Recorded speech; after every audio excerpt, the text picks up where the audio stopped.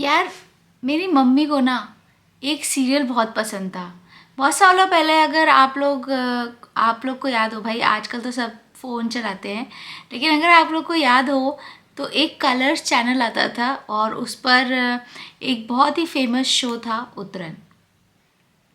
अब उतरन जो सीरियल था, उतरन सीरियल में एक मेन कैरेक्टर होती है इच्छा।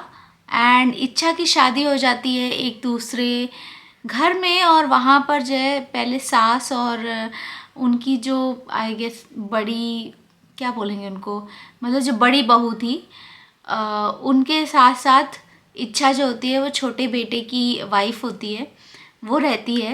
एंड उसमें दिखाते हैं कि वो लोग हमेशा साजिश करते रहते हैं इच्छा को नीचा दिखाने की।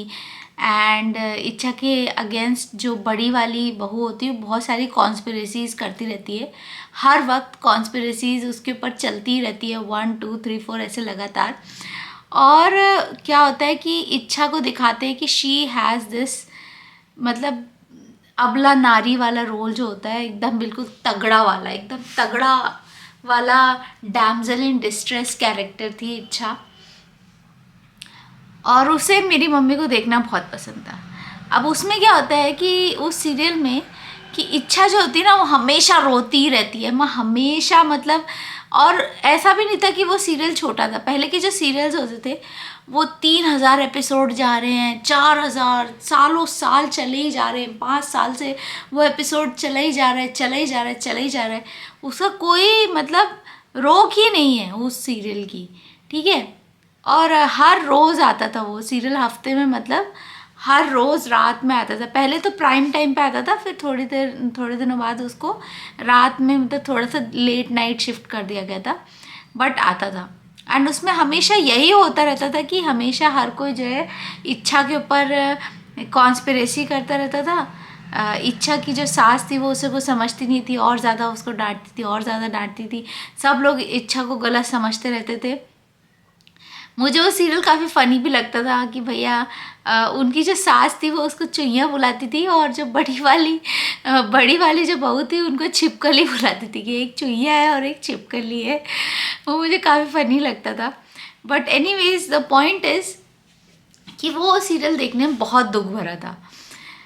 कहने का मतलब ये है कि भाई उसमें इतना उसके ऊपर प्रताड़ना दिखाते थे इच्छा के ऊपर कि वो तो रोती रहती थी, साथ में जो देखने वाला था वो भी रोता रहता था। और मैं उस सीरियल को बिल्कुल पसंद नहीं किया करती थी, क्योंकि मुझे लगता था कि यार ये क्या है, क्यों हम इतनी दुख भरी चीज़ को देख रहे हैं, बार बार हम क्यों देख रहे हैं।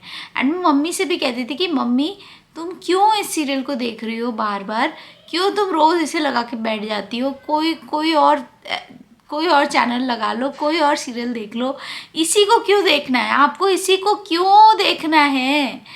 लेकिन वो उसके पीछे पड़ी रहती थी, वो मानती नहीं थी और वो उसके पीछे पड़ी रहती थी। एंड वो कहती थी देखना देखना, एक दिन इच्छा को इंसाफ मिलेगा, एक दिन इच्छा को ज़रूर इंसाफ मिलेगा। एंड इच्छा को इंसाफ ऐसे मिलता है कि यूजुअली होता था कि जो ना, जब मे बी 150 एपिसोड बीत गए दुख भरे वाले, कि यार बहुत अच्छी बात है कि इच्छा, मतलब लंबे समय से उसके ऊपर गलत फहमी चल रही है कि अब ज़्यादा हो गया, बहुत ज़्यादा हो गया, तो क्या करेंगे, उसके जो प्रोड्यूसर्स या राइटर होते थे वो उसकी गलत फहमी को सॉल्व कर देते थे, है ना, कॉन्स्पिरेसी को सॉल्व कर देते थे। तो जब कॉन्स्पिरेसी सॉल्व होती थी और मतलब इच्छा को सब अच्छा मानते थे, वो जो टाइम स्पैन होता था वो मुश्किल से 6 दिन का होगा। 6 दिन जिसमें इच्छा को सब अच्छा मान गए कि हाँ भाई इच्छा ने कुछ नहीं किया था, बाकी सबने किया था। एंड उसके बाद फिर से उसके ऊपर एक नई कॉन्स्पिरेसी चालू हो जाती थी, और फिर वो नई कॉन्स्पिरेसी फिर से जो है सालों साल चल रही है, 1 1.5 साल दबा के उस कॉन्स्पिरेसी को खींचा, और फिर 6 7 दिन का ब्रेक हो गया, और इस तरीके से वो सीरियल चला करता था। एंड लास्ट में क्या हुआ, लास्ट में उन्होंने उसके ऊपर इतनी सारी कॉन्स्पिरेसी कर दी, मतलब बहुत ज़्यादा, मतलब हद से ज़्यादा उसके ऊपर गलत फहमियाँ और बहुत सारा दुख और रोना धोना चालू, ठीक है। एंड तब भी मम्मी भी वहीं रो रही हैं, फूट फूट के रो रही है उस सीरियल को देख के, लेकिन कह रही नहीं नहीं नहीं, इच्छा को जो है इंसाफ मिलेगा, इंसाफ मिलेगा। एंड रात के 10:30 बजे का भी एक बार टाइम हो गया था, उसका एयरिंग टाइम जो था वो 10:30 बजे तक उनको नींद आ रही, सब हो रहा है, लेकिन तब भी वो देखने के लिए रुकी रहती थी। लेकिन हुआ ये कि खुद उसके प्रोड्यूसर्स भूल गए कि भाई ये जो हमने इतनी सारी खिचड़ी बना दी है ना कॉन्स्पिरेसीज की, अब इससे बाहर कैसे निकले। तो एक दिन अचानक से वो सीरियल आना बंद हो गया और उसकी जगह कोई दूसरा सीरियल चालू हो गया। एंड मेरी मम्मी को कभी रेजोल्यूशन नहीं मिला। एंड कुछ दिनों बाद जब वो सीरियल आना बंद हो गया, एक दिन मतलब कलर्स चैनल ने उसको एयर करना ही बंद कर दिया, तब जाके कुछ दिनों बाद जाके मम्मी भी भूल गई। लेकिन अब मैंने आप लोगों को ये स्टोरी क्यों बताई? मैंने आप लोगों को ये स्टोरी इसलिए बताई क्योंकि मैं आप लोगों को ये बताना चाहती थी कि कई बार हमारे अंदर ना एक विक्टिम कॉम्प्लेक्स होता है, या फिर एक हम टॉक्सिक लूप में होते हैं और हमें लगता है कि नहीं नहीं, हमें इस टॉक्सिक लूप में रहना है, इसलिए रहना है कि एक दिन जस्टिस मिलेगा, एक दिन चीज़ें रिजॉल्व होंगी, एक दिन देखना, एक दिन इंसाफ होगा। और हम इस उम्मीद में अपने आप को उसी टॉक्सिक, उसी घटिया शिट में रखते हैं, अपने आप को जोड़े रखते हैं, उसी सिचुएशन से जोड़े रखते हैं जो हमें दुख पहुंचा रही है, जो हमें पेन दे रही है, जो हमें चुभ रही है। हम उसी में, उसी दर्द में अपने आप को रोक के रखते हैं। क्यों रोक के रखते हैं? कि भाई देख लेना, एक दिन मुझे मेरा रेजोल्यूशन मिलेगा, एक दिन मेरा टाइम आएगा। मेरे भाई, मेरी बहन, हम कलयुग में रहते हैं, हम सतयुग में नहीं रहते हैं, हम कलयुग में पैदा हुए हैं। हमारे टाइम में जस्टिस पाना, रेजोल्यूशन पाना, किसी चीज़ का इंसाफ पाना बहुत मुश्किल और बहुत ही रेयर चीज़ है, बहुत ही रेयर चीज़ है। आपके साथ अगर कहीं पे कुछ बहुत बुरा हो रहा है, असहनीय हो रहा है, अगर आपके साथ कहीं पे बहुत ज़्यादा टॉक्सिक सिचुएशन है एंड इट इज़ पॉसिबल कि आप उससे आगे हट सके, अगर इट इज़ पॉसिबल। देखो कुछ कुछ ऐसी सिचुएशंस होती है जहाँ पे पॉसिबल ही नहीं होता है उस टाइम फ्रेम में कि भाई हम उस चीज़ से हट पाए, तो वहाँ पे आपको बहुत ही चालाकी से और बहुत ही शांति से अपना समय काटना है, ठीक है। लेकिन अगर कहीं पे ऐसा पॉसिबल है कि अगर आप थोड़ी सी हिम्मत दिखा दें, थोड़ा सा आप करेज दिखा दें, तो आप उस चीज़ से अलग हट सकते हैं, आप अपने आप को हटा सकते हो उस सिचुएशन से। तो प्लीज़ अपने आप को उस टॉक्सिक लूप में रखने का कोई फ़ायदा नहीं है, कोई उसमें कोई बहादुरी नहीं है, आप कोई बहुत महान काम नहीं कर रहे हैं। प्लीज़ अपने आप को उस घटिया, उस बुरी, उस दर्दनाक सिचुएशन से अपने आप को हटा लीजिए। ये मुझे नहीं पता किसको सुनने की ज़रूरत है, किसको ये चीज़ हर रोज़ में भी सुनने की ज़रूरत है अगर आपको लग रहा है, बट कई बार we need to just walk away, we need to walk away.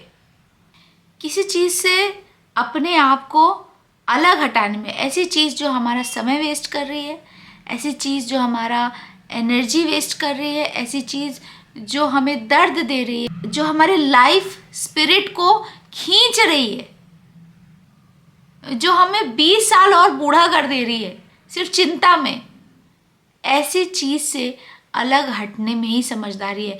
इसमें कोई बहादुरी नहीं है, कोई आपको मेडल नहीं देने वाला है, कोई आपकी पीठ नहीं थपथपाने वाला है कि हाँ बेटा तुमने बहुत बड़ा काम कर दिया कि तुम अभी भी यहाँ पर हो। कोई नहीं आता भाई, कोई आपको धन्यवाद देने नहीं आएगा, कोई आपको शाबाशी देने नहीं आएगा कि यार तुमने ये बहुत अच्छा काम किया कि तुम इतने समय में यहाँ पर रुके रहे, कोई नहीं आने वाला। और अगर आ भी जाएगा, मान लो किसी ने 2 सेकंड के लिए तुम्हारी इतनी मेहनत को एक्नॉलेज कर भी दिया, तो क्या तुम्हारे इतने साल, इतना समय जो तुमने उस घटिया चीज़ में लगाया, जो तुमने उस टॉक्सिक चीज़ में लगाया, जो तुम्हारे लिए बिल्कुल भी ज़रूरी नहीं थी, जो तुम्हारे लिए बिल्कुल भी अच्छी नहीं थी, वॉज इट वर्थ इट? क्या वो 2 सेकंड की तारीफ was it worth everything else? इतना दुख दर्द जो तुमने सहा, इतनी प्रॉब्लम्स, इतनी सारी परेशानियां जिससे तुम चले, जिससे तुम गुजरे, वॉज इट वर्थ इट? हम क्यों अपना टाइम वेस्ट करते रहते हैं? हम क्यों अपनी एनर्जी वेस्ट करते रहते हैं यार?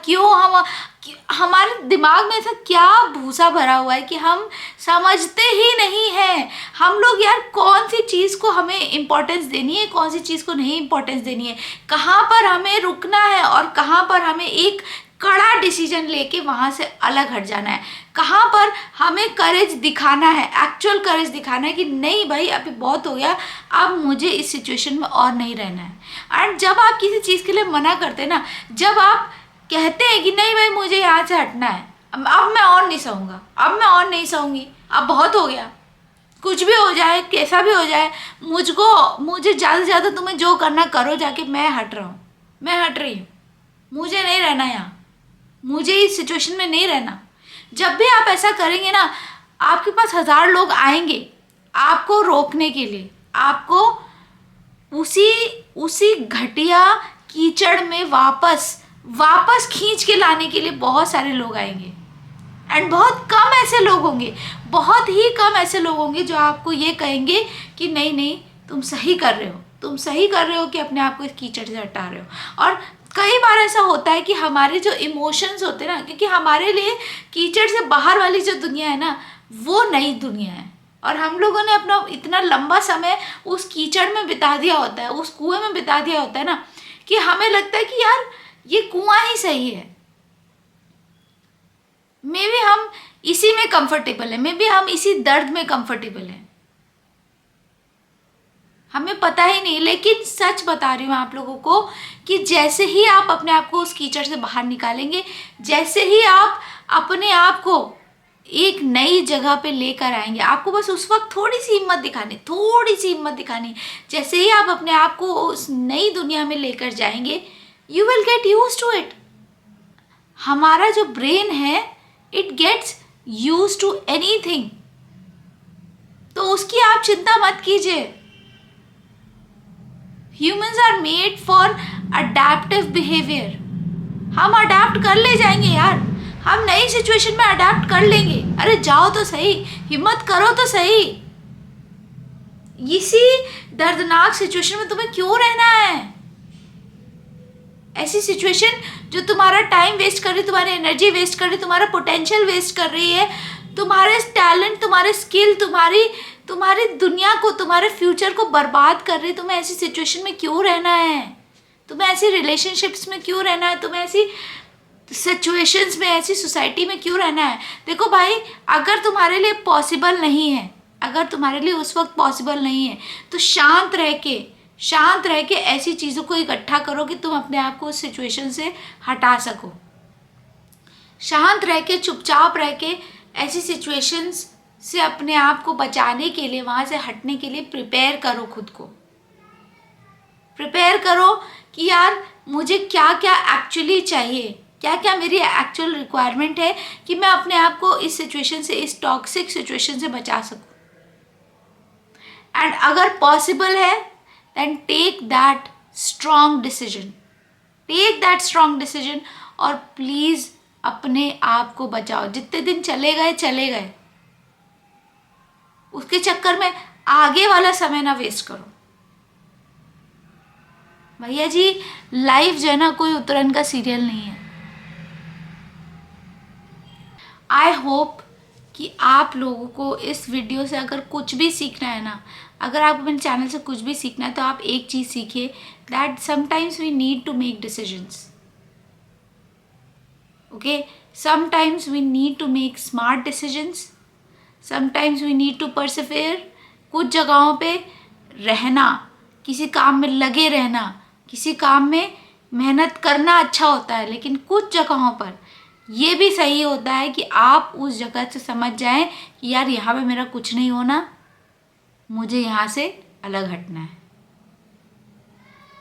दोनों सिचुएशंस में जो उन सिचुएशंस को पहचानना समझ जाता है, वही व्यक्ति अंत में जाकर सक्सेसफुल हो जाता है।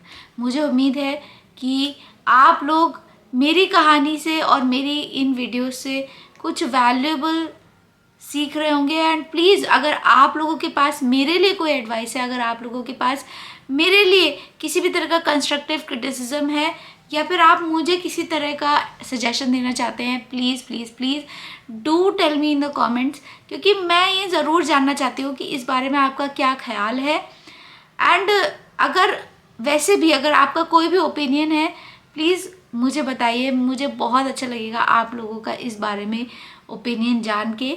और इसी बारे में नहीं, हर चीज़ जो भी आप एनालाइज करते हैं जीवन के बारे में, please do let me know, let's make our comment section a safe place. मैंने हमेशा कहा है कि यार let's just talk about this stuff, let's talk about this stuff. So मुझे उम्मीद है कि आप लोग बहुत ही स्मार्ट डिसीजंस ले रहे होंगे अपने लाइफ में। मैं हर रोज़ वीडियोस पोस्ट करती हूँ एंड मैं बनाती हूँ इस वक्त इस चैनल पे कंटेंट ऑन सेल्फ इम्प्रूवमेंट, जहाँ पर मैं लोगों को तो एडवाइस देती हूँ लेकिन I am also trying my own winter arc. मैं भी खुद इम्प्रूव करने की कोशिश कर रही हूँ। मैं भी चाह रही हूँ कि यार मेरा भी कुछ उद्धार हो और मेरे साथ जो मेरे देखने वाले हैं उनका भी कुछ उद्धार हो, and we both grow together and we both become ultra successful in life, we both achieve our goals. So उम्मीद है कि आप इस चैनल पर आगे भी आते रहेंगे। Thank you for watching, bye bye.